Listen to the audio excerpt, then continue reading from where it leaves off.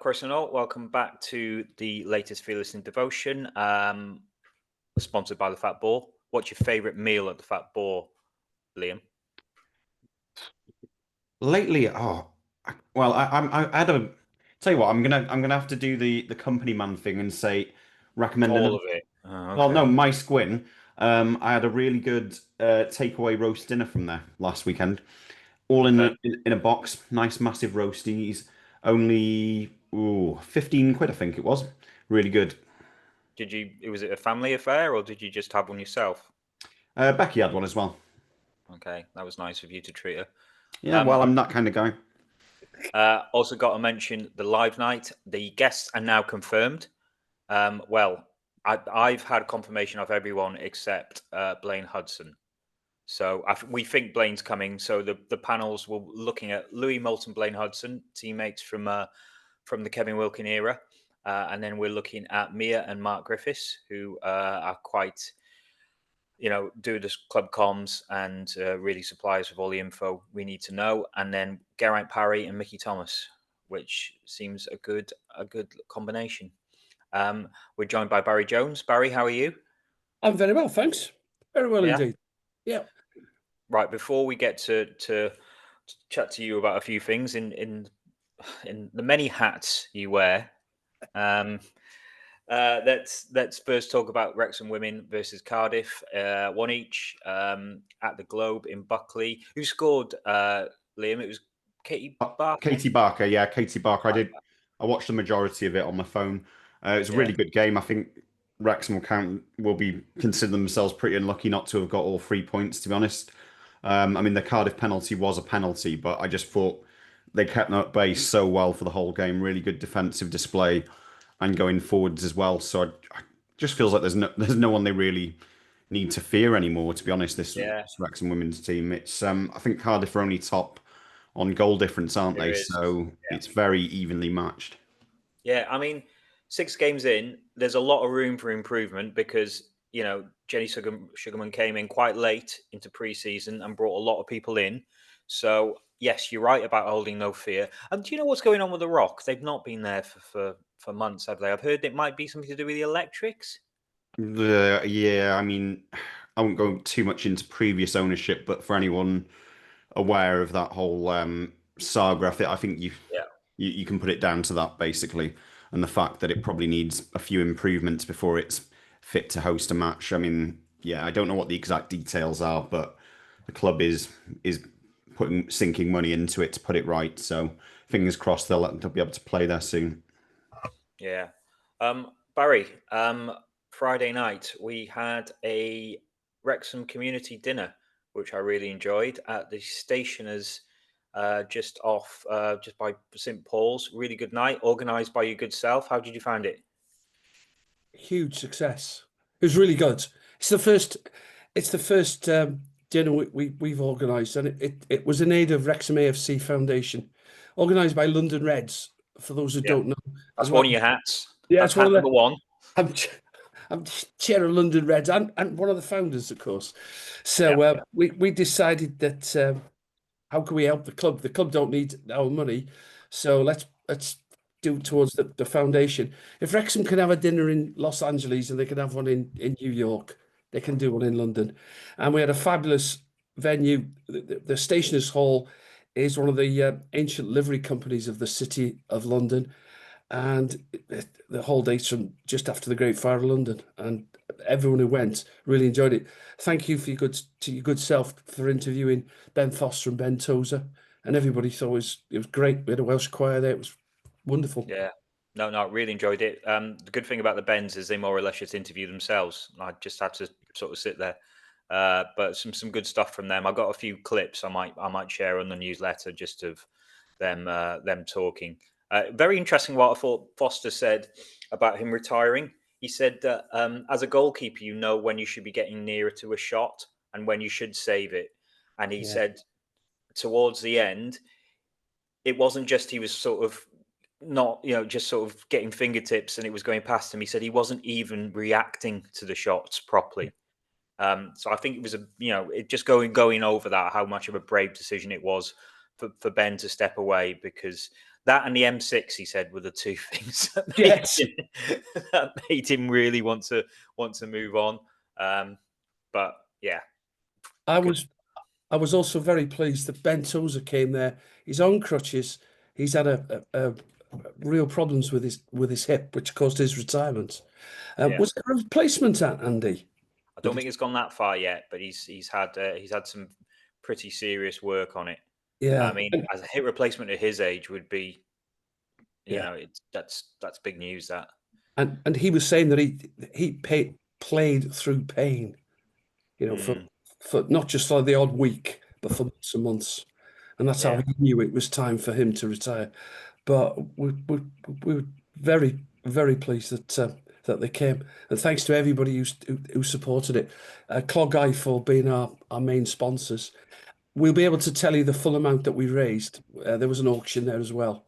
Oh, I know the auction. I did the sign on the silent auction for the signed shirt. I put it down and I went over about 3 other times and went, I'm going to win this. And I'm hitting myself because I put 350 quid on it. And I thought someone was going to tap me on the shoulder and demand my credit card. Thankfully, it looks like someone came through in the end for me. But Thanks. Well done. Well done. No, it's really good, and people have travelled a long way to come to it. So it was great. Hotel Wrexham were there, all sorts of people. So thank you to everybody who came.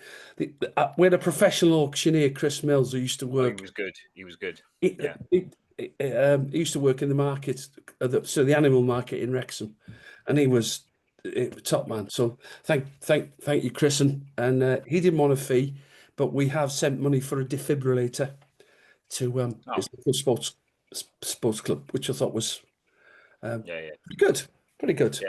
So I got a few bits out of Michael Williamson. So he thought this was public knowledge, and it is now. But Ollie Rathbone has taken the 25th spot in the squad. Liam, did we know that? I haven't seen it like officially on paper confirmed anywhere. No, I mean Parky had mentioned it was likely to be, but I don't know that it was confirmed. So no, that is exclusive. I hope I haven't broken any trust there. Well, Rob Falconer was sort of standing behind him, going, but I'm sure we're all right on that. I'm sure we haven't got round to just saying it. And Kakache's not far away from being fit as well, which is really good news. Barry, I have a couple of things. Put a different hat on. Put your WST hat on there. There you go. New logo. There it is, loud and proud. Barry, tell us about the big uptick you've got in members, certainly non-UK members. Yeah, with Tim's mentioned a couple of months ago, we're up to 955 members now. Right. We've had about 90 odd members since the Sheffield Wednesday banner stuff. It's been tremendous for us. It's not often you can say we raised £75,000 in a day. 37.5 to Sheffield Wednesday Trust, which they used to pay some the ordinary staff some money and things, and also 37,500 for the Myler Hospital Wrexham. So we were really pleased. The trust also bought 25 gold shirts for the Street Dragons, the Wrexham Foundation stuff, because you can't just be seen to be giving money away to other trusts. So yeah, nearly 20% are Americans. Sorry, North Americans, because we wanted 2 Canadians, but the Americans. As I've said before, if you're in a part of the US that doesn't have a red supporters group, it's fine if you're in Philadelphia or Boston or Phoenix, Atlanta. If you're in, middle of Montana or wherever, there's no group. Well, there is one for you. It's the trust, and we represent members all over the world. So I also had a word with Michael Williamson about what did you get? Everybody's favourite topic, the lease. Oh, there's still a lease. What's happening with this bloody lease? Come on, there's shovels in the ground, isn't there? Liam, what's the actual work going on there at the moment? It's site prep and it is work proper though, because from what I'm told, I think either later this month or next month is when the real business starts. But there is machinery there, so preparing the groundwork, ready to get underway. So it's all systems go as far as I'm aware. Right. Come on, Barry. What's happening with this lease? So it was all sort of signed off about 18 months ago, wasn't it? And I know there's been some changes about planning, and I know they probably wouldn't they wouldn't buy the lease until they know it's absolutely 100% going ahead. But we can't be far away now, can we? I'd like to think Michael was unable to give me an update other than it's happening. There are no changes to the fundamental details. The legal covenants are not in question. The money's not in question. They've got one or two bits and pieces that they need to iron out. From our point of view, the grant that they got, the club are only at the racecourse till 2042, which is 17 years, which isn't a long time. Of course, the trust aren't going to chuck the club off. Whoever is in the trust in 2042, of course we're not.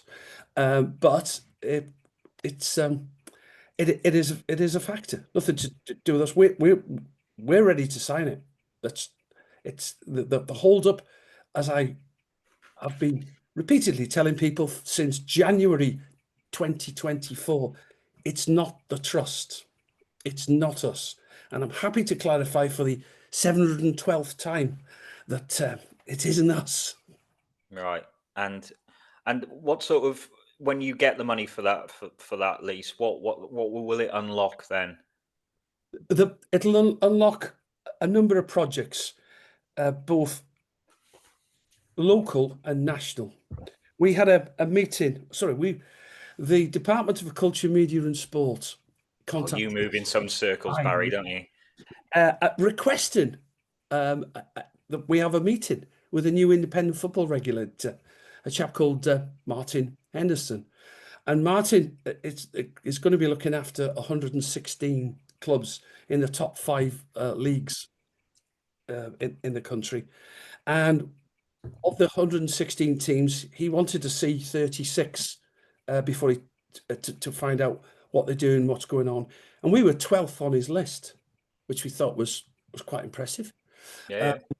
5 years ago, I don't think we'd have been 12th, but I think we were 114th, to be honest. Yeah. But so we had a very positive meeting with him. The department said we couldn't issue minutes because he takes up his post on November the 1st, and it wouldn't be appropriate to issue minutes. But it was a very positive meeting. He met the full board. It was on for an hour. We're pleased that we're on his radar, to be honest. And I think it's massive amounts for where we are as a trust and where we are as a football club. So, am I right in thinking when you get the money from the club for the lease, it will go towards charitable Yes. ends? Can you sort of say much about that, or do you want to wait until it's all signed? I wait till it's all signed. We were hoping, for example, the Wrexham Miners Centre was on our list when we thought we were getting the money. I'm sure that there'll be projects there, and there are other initiatives we want to get involved with. Just recently, we became the main sponsors for the Wrexham District Junior Football League. That's the under 9s to under 13s. Their main sponsor finished their sponsorship, and so they need just under £3,000 a year just for the medals and trophies and all that sort of stuff. So London Reds had put together £1,250, and the trust board unanimously agreed that we would make it up to 3,000. Not only that, but we're not talking about just this year from the trust. We're looking at 2-3 year sponsorship with them. So when they have their annual presentations in, I think it's March or April, or whenever their season starts, it's us, and these are kids from across the borough. It doesn't matter whether you're in Pennackye, Gresford, Brickfield, Boris Park. it covers everybody. And as the Dave from Brickfield said, Robbie Savage played for us. Yeah. He did. So that's where the future. I'll be interested to see where Harry Ashfield played and others who've come through. They've come, they've played in the Wrexham and District League. So Yeah. there's initiatives such as that. And once we get the money, it'd be more appropriate to comment then, because till we actually see the money, and we're raising people's hopes and expectations. Yeah. We'd rather not do that. So as well as our local campaigns, we're involved with two campaigns nationally. That because we sit on, or Mark Williams is our main representative on the FSA, the Football Supporters Association, the Championship Network, and we were involved with two campaigns. Obviously, there's the disgraceful decision by the UEFA Executive Committee to allow. I don't think the UEFA Executive Committee would ever make a disgraceful decision. How dare you take Infantino? Is it Infantino, Liam, or is he the other? The one that kisses. Okay, you take his name out your mouth, Barry. Yeah, it's still true though. Actually, Infantino's FIFA. Sorry. Yeah, he's FIFA. No one knows who UEFA are. Whoever they are, and they've allowed Barcelona to play Villarreal in Miami. Yeah, that's a worrying thing. At the same time, they've allowed AC Milan to play Como. These are league matches, so a Serie A match is taking place. That's even further afield, isn't it? Isn't that Perth. Australia? It's Perth in Australia. Couldn't get much further away. And the fear amongst clubs like us is that the Premier League and others will follow suit. Yeah, will follow suit. And last year we were involved with the Birmingham Trust in squashing the potential for Birmingham versus Wrexham to be played in the USA.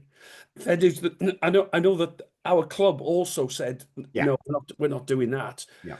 But we were in. The initiative came from Birmingham, and so we wanted to. We joined forces with the Birmingham Trust to say no, thank you. That's not what we want. Yeah, I think Ryan himself, didn't he, came out on that one? Yes, he responded to something on Twitter, which was quite substantial. No to that. It's but do we have to sit in our own seats if we're away in Perth in Perth or Orlando? Do we have to sit in our allocated seats? Well, that's the big thing. That's the big thing, isn't it? Because no one's going to get me in my seat if it's 2 minutes past. 1 minute past, wasn't it? Yeah, it was. It keeps slipping back. On that, Barry, look, we've all sort of said how much it costs to follow Wrexham in the Championship at the moment. I think I paid 37 for Norwich. I paid a special Wrexham tax. Thanks very much. Delia Smith. I know it's not your club anymore, but I still blame you.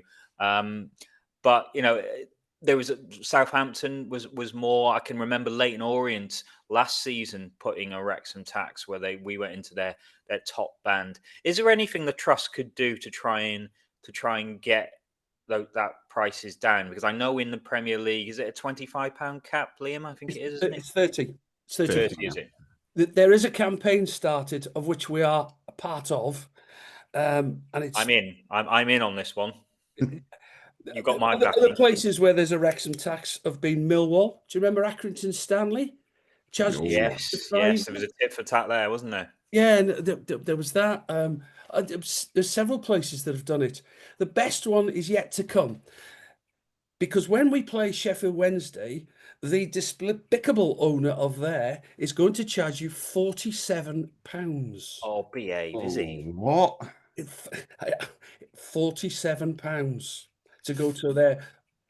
Oh God! I wouldn't do it otherwise. But I've never been to Hillsborough, so I've been, and I won't be going.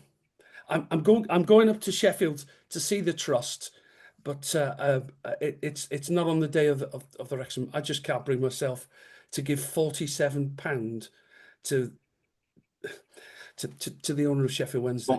Well, Mike Ashley might be in charge by then, if current reports are to be believed. Oh, I'd love to give Mike Ashley my money. Don't worry.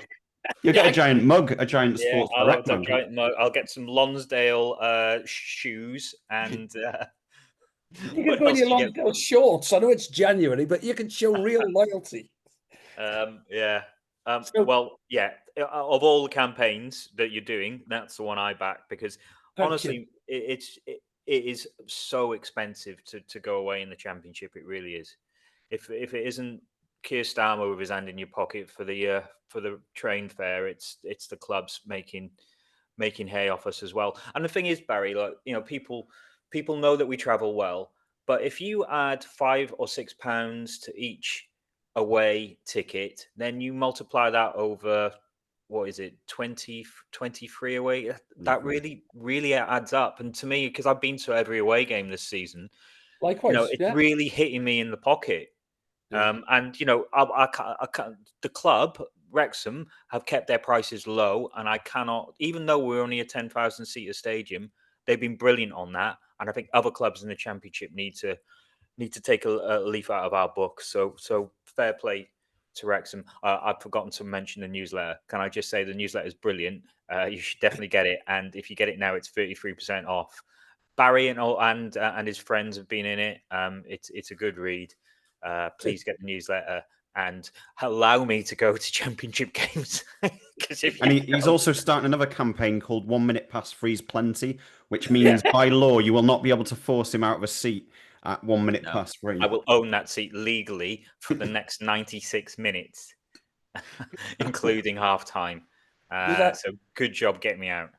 That's as good a campaign as the one we're involved with on the £30 away ticket price for the Championship. That's the next FSA campaign. We're delighted to join that, and obviously in conjunction with our friends at the Wednesday Trust. Although they've got a few other issues in front of that. I would imagine so. Liam, have you seen the mural on the side of the turf? Let me see if I can show it to you.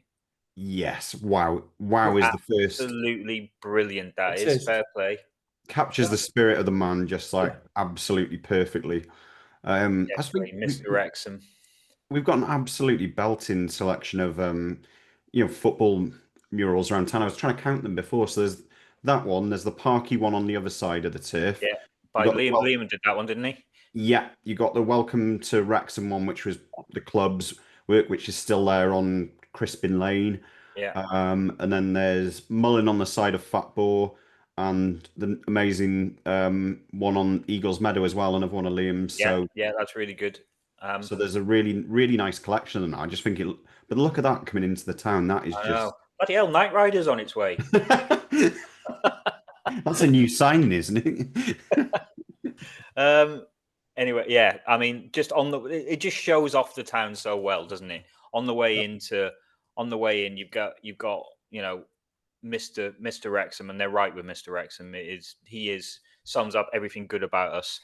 And it just hits you in the face on the main gateway into town. And it's great that we've got these murals because, you can. It's like it's another little thing to stay a little bit longer in Wrexham, isn't it? To visit the mall, and not just an in and out. Here's the ground, here's the turf. We keep adding little bits, don't we, Barry, to the experience of Wrexham. And the amount of visitors that the town is getting, not just for the football. I was speaking to Wayne the other week, and he has people every day that come in, and they just come to Wrexham. No match, they would have never dreamed of visiting us, and so it's brilliant to see. Joey's certainly Mr. Wrexham on the field and on the coaching side, and of course you've got Mr. Wrexham, the administrator, the fantastic Geraint Paddy. Yeah. Hats off. I've been privileged to know Geraint for decades, and he was always super supportive of London Reds when we first got going and beyond. So yeah, and if you want to hear from Geraint, come to the live night because Geraint will be talking there. Liam, did I see some plans about some for the Lager Brewery, just as different, other things to visit while you're in Wrexham? Yeah, so there's a bit of a master plan really for the wider Gateway, isn't it? Yeah. gateway project, which is various, I think Welsh government led. Yeah, Welsh government led. Barry will correct me on that one if I'm wrong. And yeah, so Barry's probably the committee chair. so There is a limit to how many things I can. yeah, you've got the Wrexham. It'll be the new Wrexham Lager Brewery, which is on. I want to say it's the old Jewson site, Yeah. which is pretty huge when you look at it. And I think there'll also be a tap room, a museum, and things like that. But there's other stuff as well, like offices. Apparently, there's quite a big demand for office space, so that'll be built into it as well. There's also a walkway which would, I think, go from by Crispin Lane over towards the station side of things, although that's not funded as yet, from what I believe. But it's quite. Where is the old Jewson site just so I can picture it? Is that the other side of the station? If you want, yeah, if you wanted to, there's a cut. It's got a cut through where, it used to have a cut through when it was open, so that I could get between Roasty and sort of Mould Road pretty snappy. It's yeah, if you're sort of near the station car's office, there was a gate just there, and it led to the builder's yard. So it's not the Countrywide Food Store, which is the other big plot of land by there. Yeah, it's just next to it. cool. The brewery, by the way, on that Jewson site, at present, Wrexham Lager, all the canning and bottling takes place. They contract they contract it out. Yeah, I understand that's going to be done on site. So you're going to have a bottling hall and a canning operation, as well as kegging.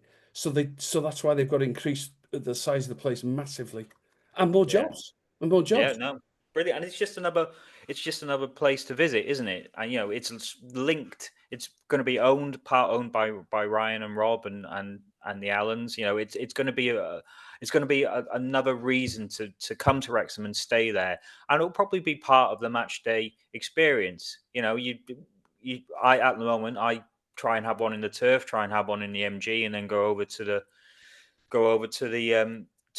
stadium. But while we're still waiting for the COP to be built and there to be better sort of on-site hospitality, I think that's what we need, isn't it? Well, you're going to get another 7,500 people turning up every week, so you can't get another 7,500 in the turf, or the mice go in. Rich Watkin will find a way, Barry. Rich is going to have extra floors. He's going to turn it into a tower block. The visitor centre of the brewery, as I understand it, is in the old engine sheds. The historic ones were built in the 19th century. So there'll be real history in it as well. Yeah. So whilst the Jewson place is obviously a warehouse, and that's what you need for the brewery. The brewery tap and stuff, it's going to be really iconic buildings. So that's not in the Jewson site. That's in the old site. That's on the. But funny enough, by the side of the railway tracks, just further down. Okay. Yep. That's where they used to keep the locomotives.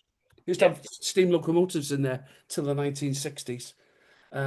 So that's a super historic site. It's going to look really good. Good. Right, let's move on. Liam, you've brought to our attention a BBC article involving one of our players. Well, there's two sort of interlinked articles really regarding Keiffor Moore. So there was one by the BBC, I think possibly yesterday, talking about how he'd got graduated from the PFA's business school with a diploma in sports directorship, essentially saying in the future that he wants to go into a director's role at a football club and help to run one, which like it sort of always fascinates me a bit. What a player's going to do after open a pub. Or they could become a mega landlord and buy some properties. They could be mega landlords and buy some properties from the Blair family, namely Cherie Blair and her son Ian, I think it is. So Keiffor Moore's teamed up with a couple of other footballers, current and past, to buy a substantial number of 31 properties valued at £3.3 million from the Blair family, mostly flats in and around Manchester, as a business venture, which I did not expect to see when I opened up Twitter this morning. I think it was Gabriel Pogren from the Times had posted it. So there's a nice triple picture on the Times website of the Blairs and Keiffor Moore. Together at last. I mean, can you see anything wrong with that? I mean, man uses money to Oh, there's nothing wrong with it. safeguard his family. It's buy-to-let properties. They were saying it's quite interesting because they were saying the Blairs are looking to get out of the game because of some government changes, and I can't remember. They would know, wouldn't they? Is there any Yeah. government changes coming down there? Yeah, which is basically going to put more, well, more financial costs on landlords. But yeah, it's interesting. The group of footballers, one of them's got a website talks about turning footballers into millionaires, which is yeah, from multi-millionaires. yeah. I was going to say, yeah. Are they planning on losing money? That's not a very good advert. That I took footballers into millionaires. What, you start off as a multi-millionaire, go down. It's like Only Fools and Horses this time next year. Yeah, we'll be poorer. Yeah. Look, I know. I mean, I don't know the exact details of that, but if Keiffor's got a business brain on his head and he's spotted an opportunity there, good luck to him. As long as as long as he's not a horrible landlord, then carry on. I've now got an image of Keiffor Moore in one of those bad landlords, like rising damp, shaking his fist at the occupants. Or is it Keiffor Moore, landlord poor? I don't know. I just come up with that. Anyway, he's not going to do that. So more broadly speaking, no, I am like genuinely fascinated by what footballers do afterwards, because I wonder what's the sort of level where you could afford to just sit on your money if you're a ex-Premier League footballer. I think you've got enough there, and you can do a bit of punditry. Then made. But, Keiffor probably hasn't got enough to retire, and probably won't be called for the high level punditry.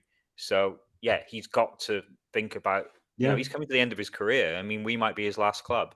I've got nothing against a lad trying to better himself with the money he's made from the hard work of football. He was a lifeguard, 10, 15 years ago. Part-timer, wasn't he? Started off part-time footballer. So, good luck to Keiffor.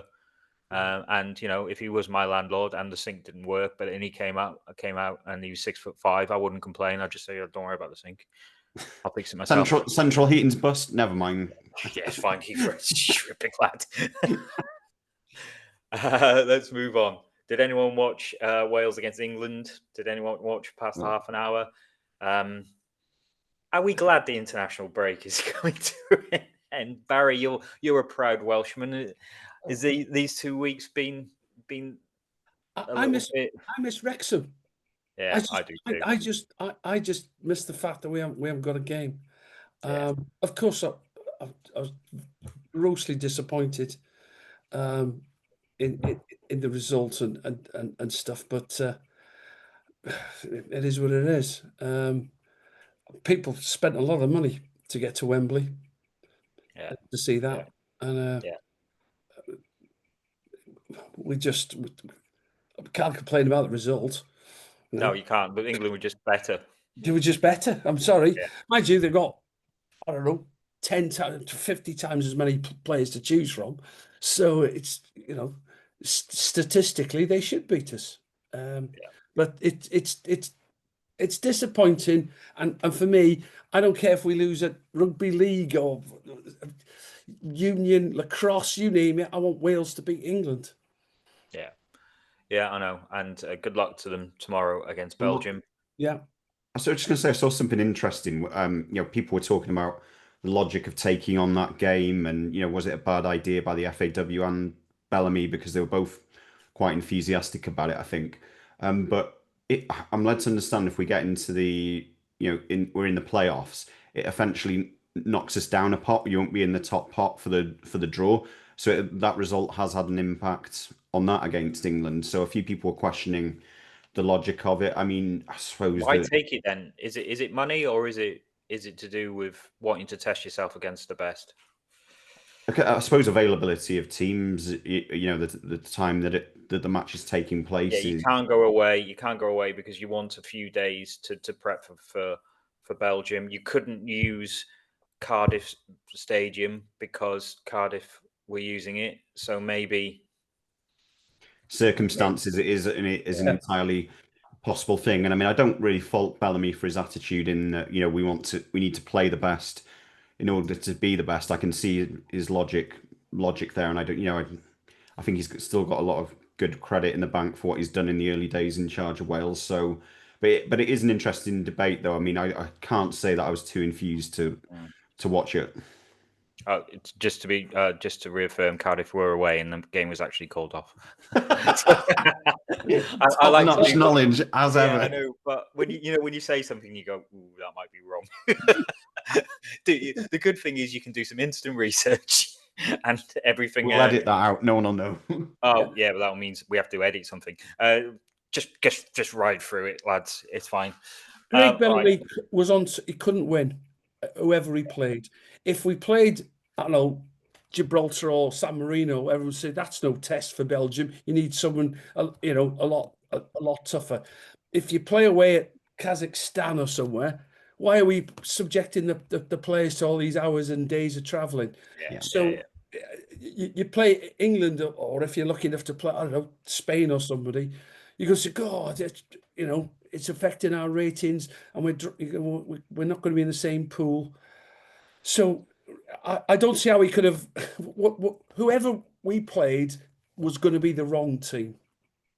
And Yeah. also, look, if we win against Belgium, no one remembers this game. Doesn't Exactly. matter. No one gives a shiny shite about it. No. That's the game that we need to gear up for. Right. Couple of few things to finish. Liam, if you were Parky, you've got the team together. What would you worked on in the last couple of weeks? It's a curious one because I think in some regards, everyone points to this fact that we've scored in every game we've played, which is a good record to have.